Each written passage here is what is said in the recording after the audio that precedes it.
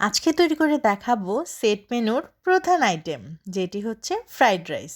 আজকে দেখাবো খুব সহজেই কি করে এগ ফ্রাইড রাইস তৈরি করা যায়। প্রথমে এখানে 1.5 কাপ পরিমাণ পোলাওয়ের চাল রান্না করে নিচ্ছি।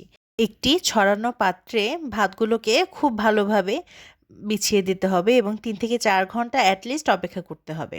আপনাদের হাতে সময় থাকলে আগের দিন রাতেই ভাতটাকে রান্না করে রাখার চেষ্টা করবেন, তাহলে পরের দিন ফ্রাইড রাইসটা খুবই ঝরঝরা হয়। আর এদিকে কথা বলতে বলতে আমি আরেকটি পাত্রে তেল গরম করে 2টি ডিম এভাবে ঝুরি ঝুরি করে ভেজে নিচ্ছি। ডিমটা ঝুরি করার সময় অল্প একটু লবণ দিয়েছিলাম এবং এই পর্যায়ে একটু গোলমরিচ ছিটিয়ে দিলাম। এবারে ডিমগুলো তুলে নিচ্ছি।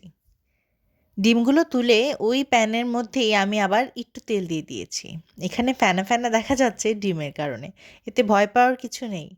এবারে গরম তেলে দিয়ে দিলাম কুচি করে রাখা পেঁয়াজ।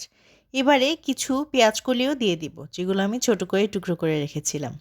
আপনারা চাইলে এই পর্যায়ে কিছু কাঁচামরিচও কুচি করে কেটে দিয়ে দিতে পারেন। এবারে 1 থেকে 2 মিনিট এইগুলোকে একটু নাড়াচাড়া করে এই পর্যায়ে দিয়ে দিলাম আদা রসুন বাটা 1 টেবিল চামচ পরিমাণ। এবারে সব কিছু আবার নেড়েচেড়ে দিচ্ছি। এখানে আদা রসুনটাকে আমি একসাথে ব্লেন্ড করে রেখেছিলাম, তাই একবারই দিয়ে দিয়েছি। এই পর্যায়ে দিয়ে দিচ্ছি চিকন করে কেটে রাখা গাজর।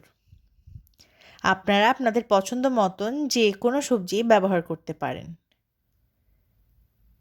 এবারে দিয়ে দিলাম একটু বরবটি। আমি বরবটিগুলো আগেই একটু সেদ্ধ করে রেখেছিলাম, প্রায় 60% মতন।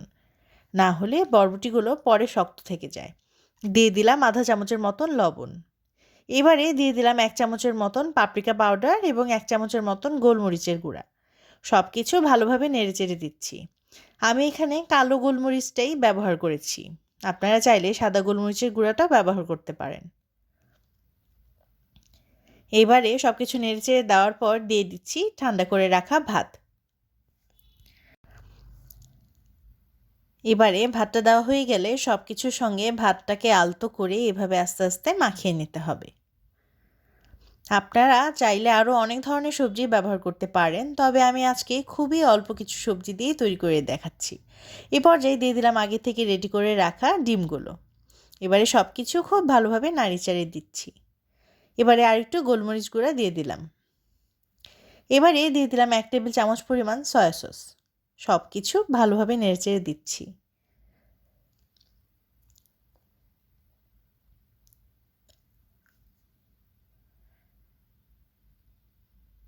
এই পর্যায়ে দিয়ে দিচ্ছি 3 থেকে 4টে কাঁচামরিচ। আমি এগুলোর মাঝ বরাবর ফেলে দিয়েছিলাম। আপনারা আপনাদের ঝাল পছন্দ অনুযায়ী আরও কম বেশি করতে পারেন। এবারে দিয়ে দিলাম 1 চামচ পরিমাণ টেস্টিং সল্ট। আপনারা চাইলে এটি স্কিপও করতে পারেন, তবে এটি দিলে খাবারের স্বাদ অনেক গুণ বেড়ে যায়। এবারে আমাদের ফ্রাইড রাইস প্রায় হয়ে এসেছে। এবারে প্লেটিংয়ের পালা। একটি বাটিতে আমি এভাবে করে প্লেটিংয়ের জন্য নিয়ে নিচ্ছি। ওই যে রেস্টুরেন্টে দেখায় খুব সুন্দরভাবে রাইসটাকে সাজানো থাকে অনেকটা গোল আকৃতির, ঠিক তার জন্যই আমি এই ধরনের একটি বাটি নিয়ে নিয়েছি। এবারে এভাবে আস্তে আস্তে চেপে চেপে নিয়ে নিচ্ছি। ব্যাস, এবারে একেবারে দেখতে হয়ে গেল রেস্টুরেন্ট স্টাইল ফ্রাইড রাইস। সাথে আছে চিকেন ফ্রাই এবং চাইনিজ ভেজিটেবল। কেমন লাগলো আজকের সেট মেনুটি আমাকে কিন্তু জানাতে ভুলবেন না। সবাই ভালো থাকবেন, সুস্থ থাকবেন। ধন্যবাদ।